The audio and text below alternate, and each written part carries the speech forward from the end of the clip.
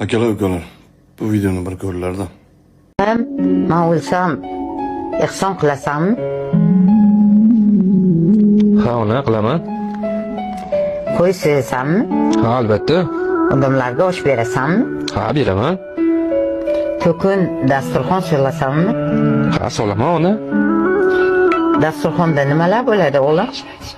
Hamma nozu ne'matlar bo'ladi ona dasturxonda. O'g'lim, oshi go'shti bo'ladimi? Ha, bo'ladi ona. Menga ham berasanmi? Tushunmadim ona. Menga ham berasanmi? Qanaqa qilib ona? Nima deganingiz bu? Rostdan menga ehson qilmoqchi bo'lsang, ulushimni kutma bo'laman. Akalar ukalar, bu videoni nimaga qo'ydimki, ayrim odamlar bor. Qovus ichidagi.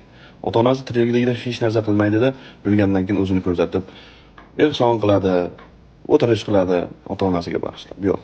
Ota-ona borligida qadrga yetish kerak. Qachonki ota-ona borligida qadrga yetib, xohlagan narsasini olib berib, xohlagan joyga olib borib, aylantirib ularning ko'nglini olsangiz duo qiladi. O'lgandan keyin hech narsa qilamiz.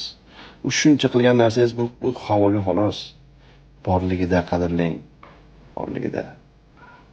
Chunki ota-ona yo'qligidan keyin qilgan ishingiz bir tiyinga qolmadi. Ota-ona borligida qiling. Duo qiladi. Xohlagan narsasini olib bering, ko'nglini oling. Kelajakda siz ham ota-ona bo'lasiz. Sizdan tarbiya oladi bolalaringiz.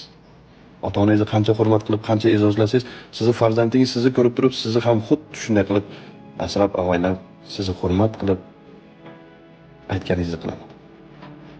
Agar noto'g'ri gapirgan bo'lsam, kechirasiz. Sog' bo'ling.